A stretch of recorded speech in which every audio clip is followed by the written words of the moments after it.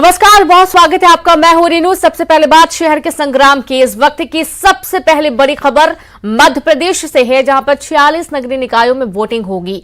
18 जिलों के 46 नगरीय निकाय में वोटिंग। 1212 मतदान केंद्रों पर वोटिंग की जानी है। पोलिंग बूथों पर सुरक्षा के पुख्ता इंतजाम किए गए हैं। शाम 5 बजे तक मतदान किया जाएगा। तो बड़ी खबर आपको दे रहे हैं मध्य प्रदेश से, जहां पर आज 46 नगरीय निकायों में मतदान होना है। पोलिंग बूथों पर सुरक्षा के पुख्ता इंतजाम किए गए हैं और साथ ही आज गजब का उत्साह भी देखते ही बन रहा है, क्योंकि तमाम तैयारियां पूरी कर ली गई हैं। सभी पार्टियों ने जोर शोर आजमा लिया है और आप देखेंगे कि 18 जिलों के 46 नगर निकायों के लिए वोटिंग आज होनी है। तो एमपी में 46 नगरीय निकायों में वोटिंग। 18 जिलों के 46 नगरीय निकायों में आज मतदान होना है। 1212 मतदान केंद्रों पर वोटिंग होगी। तो वहीं पोलिंग बूथों पर सुरक्षा के पुख्ता इंतजाम किए गए हैं। शाम 5 बजे तक मतदान किया जाएगा।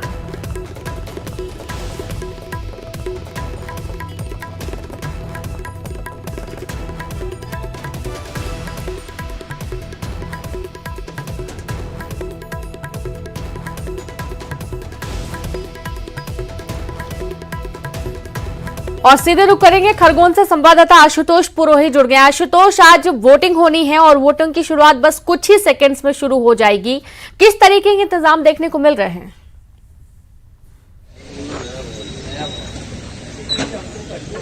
रीनू, मैं बताना चाहूंगा, मैं खरगोन जिले के भीकन गांव में मौजूद हूँ। ये कन्या माध्यमिक विद्यालय है, यहाँ पर मैं मौजूद हूँ। और मतदान क्रमांक में अभी यहाँ 5 मतदान केंद्र बनाए गए हैं। तो भीकन गांव में जो है भीकन गांव के साथ साथ महेश्वर, मंडलेश्वर 3 नगर परिषदों में चुनाव है। चुनाव को लेकर सुबह से ही लोगों में उत्साह देखा जा रहा है। लोग मतदान केंद्रों पहुंच रहे हैं। कुछ ही मिनटों के बीच में, कुछ ही सेकंडों के बीच में यहाँ पर जो है मतदान की प्रक्रिया शुरू हो जाएगी और व्यापक इंतजाम किए गए। विशेष रूप से सुरक्षा व्यवस्था को लेकर व्यापक इंतजाम किए गए। त्रिस्तरीय सुरक्षा व्यवस्था लगाई गई है। कुल भीकन गांव में 20 मतदान केंद्रों पर मतदान होना है और 15 जो वार्ड हैं। हालांकि यहाँ पर जो प्रत्याशी हैं, 74 प्रत्याशी मैदान में है। 44 प्रत्याशी, सबसे अधिक निर्दलीय जो है दोनों दलों से बागी होकर चुनाव मैदान में है। और मतदान, हमारी बातचीत हुई है अधिकारियों से, उनका कहना है कि जल्दी मतदान शुरू होने वाला है। लोगों में काफी सुबह से ही उत्साह देखा जा रहा है। रीनू जी बिल्कुल, लोगों में गजब का उत्साह भी देखने को मिल रहा है। पुख्ता इंतजाम भी किए गए हैं आशुतोष। और साथ ही ये भी देखा जा रहा है कि तमाम वो छोटे छोटे मुद्दे यहाँ पर उभर कर सामने आ रहे हैं जो हमेशा से देखे जा रहे थे। क्या क्या प्रमुख वो मुद्दे हैं जिनके आधार पर जनता आज बढ़ चढ़कर वोट करने वाली है?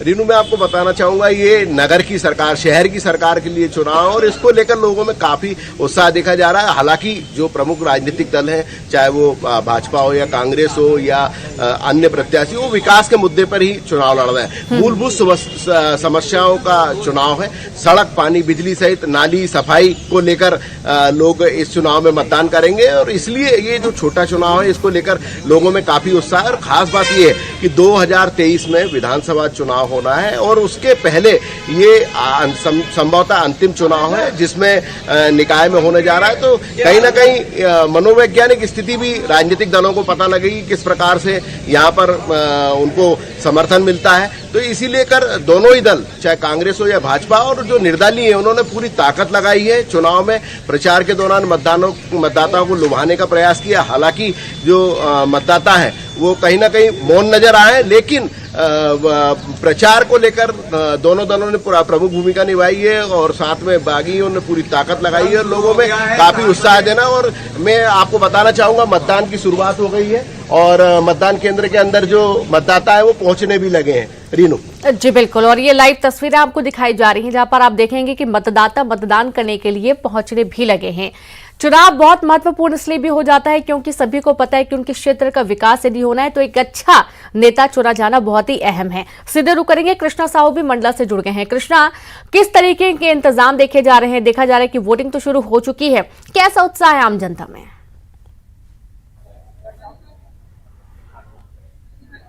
जी रेणु, बिल्कुल बता दूं कि 5 नगरीय निकाय चुनाव के लिए मंडला में बिल्कुल तैयारी भी बिल्कुल हो गई है और सुबह से ही मतदाता आना शुरू हो गए मतदान केंद्रों में। मतदान केंद्रों में भी सुरक्षा के पुख्ता इंतजाम है। यहाँ 2 नगर पालिका और 3 नगर परिषद के लिए चुनाव होना है, जहां पर करीब 76,000 के आसपास मतदाता यहां पर अपने मतदान का प्रयोग करेंगे, जिसमें 37,000 के आसपास पुरुष मतदाताओं की संख्या है और वही 38,000 महिला मतदाताओं की संख्या है। यहाँ पर जो यहाँ के जो विभिन्न समस्याओं हैं, किसी भी शहर या नगर पालिका या नगर परिषद के लिए जो मूलभूत सुविधाएं होती है, सड़क, बिजली, पानी के अलावा और भी कई समस्याएं होती हैं, जिनके समाधान के लिए आज यहाँ की जो जनता है वो मतदान करने वाली है। यहाँ पर जो मतदान केंद्र है, यहाँ पर सुबह से ही लोगों का आना शुरू हो गया है। मैं आपको तस्वीरें भी दिखाता हूँ, आप सीधे देखिए तस्वीरें। यहाँ पर जो मतदान बूथ है, यहाँ पर मतदान केंद्र है, वहां पर मतदाता आना शुरू हो गए हैं। यहाँ पर मतदान के लिए भीड़ लगना स्टार्ट हो गई है और अभी 7 बजे का ही वक्त है और बड़ी संख्या में मतदाता आना शुरू हो गए हैं। यहाँ पे अभी फिलहाल में पुरुष मतदाताओं की संख्या ज्यादा नजर आ रही है। इसके अलावा यहाँ पर जो प्रशासन ने है सुरक्षा के पुख्ता इंतजाम किए हैं। यहाँ पर पुलिस और फॉरेस्ट विभाग के अलावा कोटवारों की भी नियुक्ति की है सुरक्षा को ध्यान में रखते हुए, और जगह जगह पर जो इस मतदान केंद्र को सफल बनाने के लिए प्रशासन ने पुख्ता इंतजाम किए हैं। रेणु जी बिल्कुल, और हम तस्वीरें भी देख पा रहे हैं, पुख्ता इंतजाम भी हैं। अब जाहिर सी बात है, शहर की सरकार चुना जाना है और इस दौरान कृष्णा ये भी देखा जाता है कि कई सारी छोटी छोटी समस्याएं होती हैं। समस्याएं वही होती हैं जो पहले देखी जा रही थी, चाहे वो नालियों की सफाई हो, चाहे सड़कों की मरम्मत हो, चाहे यहाँ पर पानी की व्यवस्था हो, बिजली की व्यवस्था हो, और जो खासतौर पर छोटे इलाके होते हैं, जो ग्रामीण क्षेत्र होते हैं, वहां से शहर के आने की तरफ किस तरीके के इंतजाम देखे जाते हैं, शहरी विकास किस तरीके का होता है, यही तमाम मुद्दे होते हैं। आपसे जानना चाहेंगे कि प्रमुखता से कौन से वो मुद्दे उभर कर इस दौरान सामने आए हैं, जिनके दम पर नेता पहुंचे हैं कि आप वोट दीजिए और आपका ये विकास का काम पूरा होगा।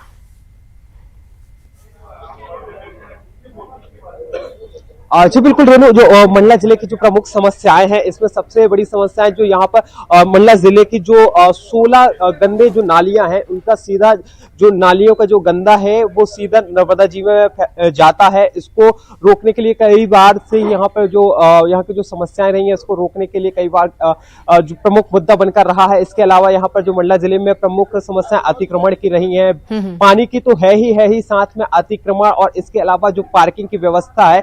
क्या होता है कि रेणु, मंडला जिले को स्मार्ट सिटी बनाने के लिए कहा गया था, लेकिन आज तक वो चीजें नहीं हुई हैं और जगह जगह अतिक्रमण फैला हुआ है, जिसके कारण यहाँ के जो मतदाता हैं वो एक बार फिर अपनी जो नई सरकार को यहाँ पर चुनने वाले हैं, जो इन सारी समस्याओं से दूर करेंगे। इसके अलावा इस चुनाव में जो सबसे ज्यादा है, केंद्रीय इस्पात और ग्रामीण विकास राज्य मंत्री फग्गन सिंह कुलस्ते थे, यह मंडला विधायक देव सिंह सैयाम, इसके अलावा कांग्रेस विधायक नारायण सिंह पट्टा और निवास के कांग्रेस विधायक डॉक्टर अशोक मरसकोले की बड़ी साख लगी हुई है, क्योंकि इन्होंने जो नगर पालिका चुनाव है और नगर परिषद चुनाव है, इनको लेकर इन्होंने काफी देर से प्रचार प्रसार में लगे हुए थे, काफी समय से लगे हुए थे और इनकी बड़ी साख लगी हुई है। रेणु जी बिल्कुल बिल्कुल, और साख जो लगी हुई है, देखना यही है कि आखिरकार जनता किसे अपना वोट देती है।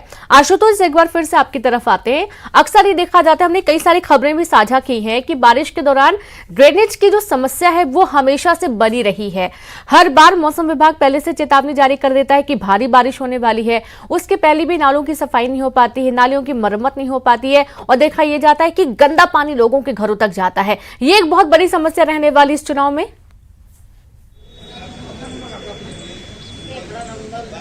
बिल्कुल नीनू, आप सही बोल रहे हैं। जिस प्रकार से बारिश हुई थी, इस बार भी बारिश के दौरान ही ये चुनाव हो रहा है। लोगों ने नाली की समस्या हो या पानी घुस जाने की समस्या हो, इसको लेकर लोगों ने काफी परेशानियों का सामना करा है। विशेष रूप से मैं बताना चाहूंगा, खरगोन जिला है, उसमें 2 नगर परिषद जो महेश्वर और मंडलेश्वर है, वो नर्मदा किनारे है और जिस प्रकार से इस बार नर्मदा का विकराल रूप देखा गया है, नर्मदा का पानी जो देखा गया, उससे लोगों को कहीं ना कहीं परेशानी का जरूर सामना करना पड़ा। ये मुद्दा भी चुनाव में रहेगा और विशेष लगातार पिछले 2 दशकों से लगातार नगर परिषद के चुनाव हो रहे हैं और चुनाव के दौरान मतदाताओं को लुभाने वादे किए जाते हैं, लेकिन उनकी जो मूलभूत समस्या है, अब नर्मदा के किनारे है महेश्वर और मंडलेश्वर, वहीं स्वच्छ पानी लोगों को नहीं मिलेगा तो कहीं ना कहीं सवाल तो उठेंगे ही। तो इस बार जो है चुनाव के मुद्दे हैं और जिस प्रकार से जनता ने मौन धारण किया था तो कहीं ना कहीं, लेकिन मतदान के दौरान उनका उत्साह देखा जा रहा है। लोग सुबह से ही हम अभी आपको दिखाया था कि लोग लगातार मतदान करने पहुंच रहे हैं। अब जो है मतदान केंद्रों पर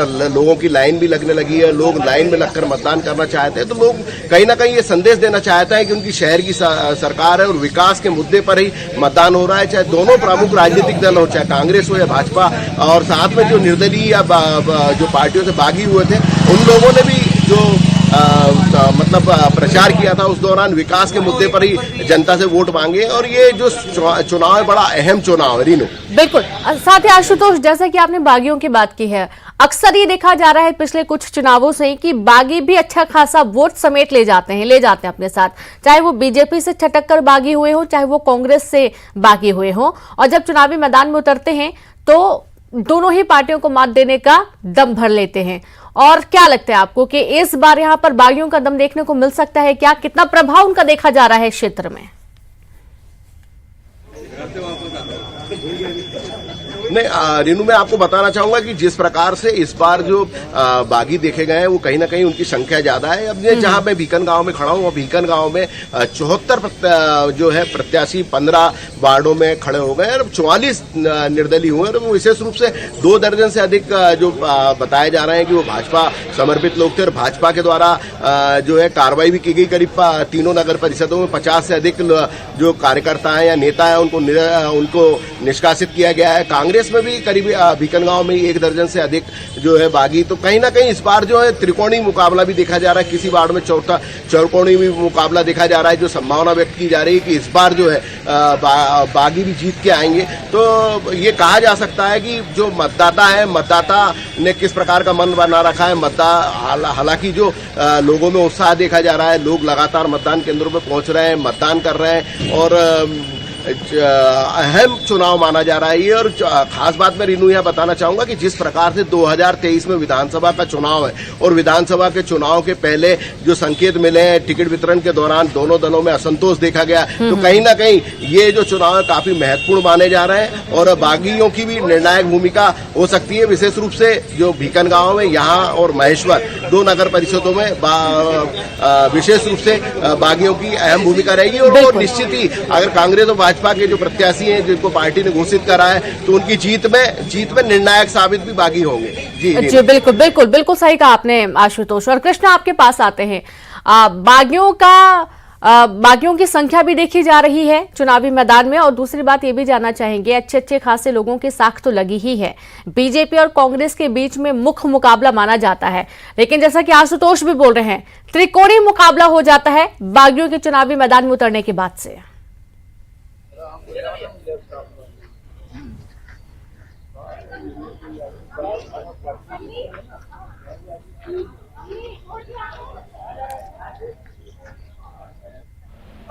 कृष्णा, आपको आवाज आ रही है मेरी? आप मुझे सुन पा रहे हैं क्या? हाँ जी बिल्कुल रीनू, बताना चाहूंगा कि जो त्रिकोणीय मुकाबला जो बागियों की बात की जा रही है, तो देखिए जहां पर कार्यकर्ताओं को टिकट नहीं मिलता अक्सर बागी हो ही जाते हैं और ऐसे ही लंबी खासी लिस्ट यहां पर भी है।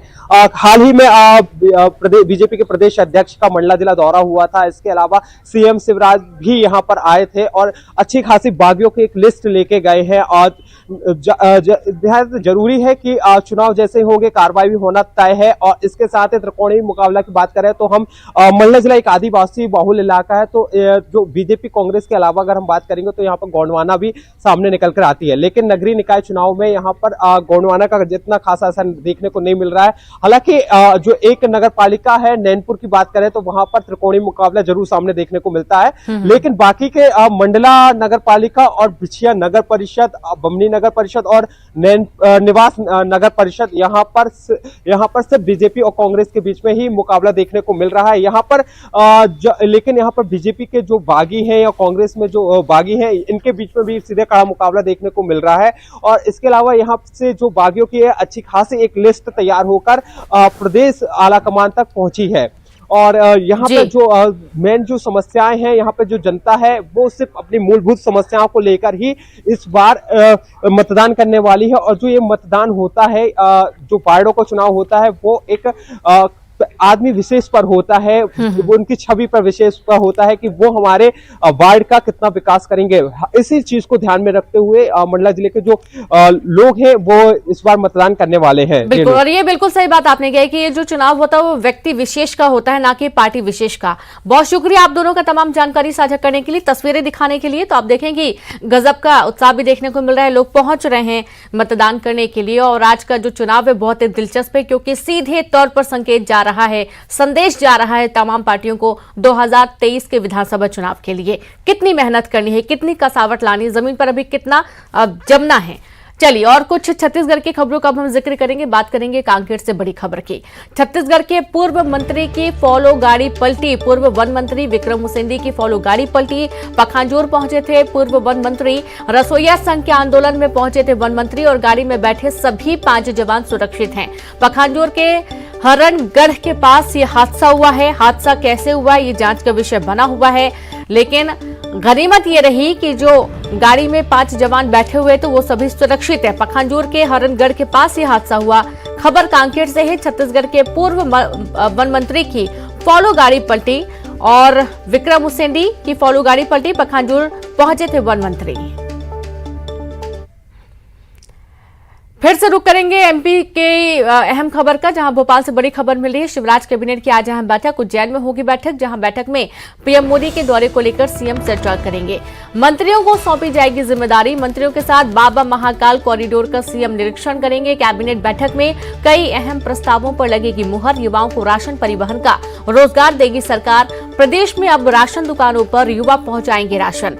अन्नदूत योजना को मिलेगी कैबिनेट की मंजूरी। महेश्वर हाइड्रोलिक प्रोजेक्ट के तहत बिजली खरीदी का अनुबंध होगा खत्म। कुटुंब न्यायालय में नए पदों पर मिलेगी स्वीकृति। तो वहीं सीएम कार्यालय में गैर सरकारी पद के लिए विशेष कर्तव्य अधिकारी के पद को मिलेगी हरी झंडी।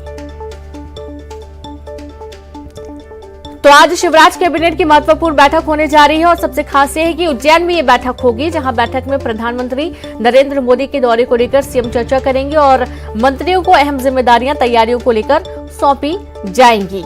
आप ये देखिए कि बाबा महाकाल कॉरिडोर का सीएम निरीक्षण भी करेंगे और कैबिनेट में कई अहम प्रस्तावों को लेकर मुहर लगने की संभावना है। और सीधे रुक करेंगे, संवाददाता अनुराग जुड़ गए। अनुराग, आज शिवराज कैबिनेट की महत्वपूर्ण बैठक होने जा रही है और बैठक उज्जैन में होने वाली है, क्या कुछ संबंधित पूरी जानकारी?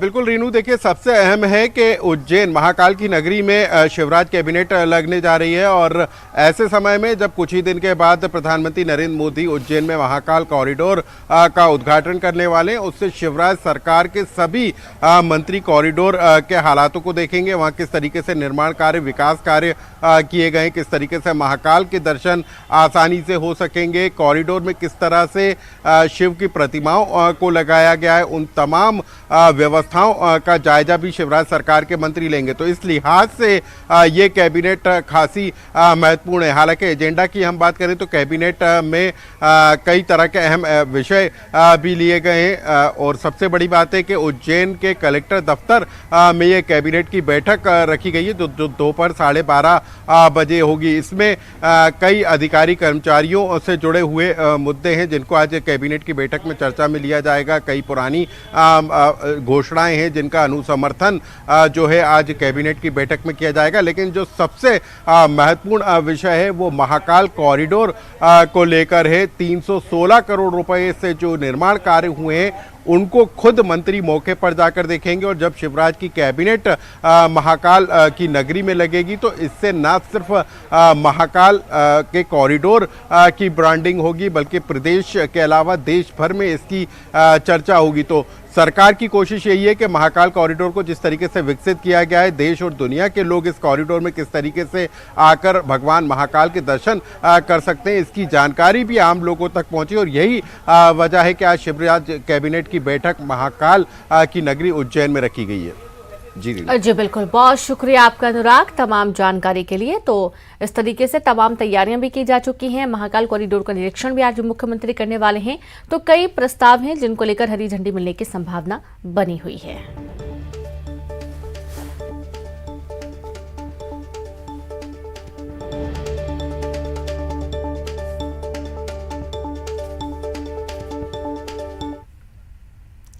और इसी के साथ इस बुलेटिन में इतना ही। नमस्कार।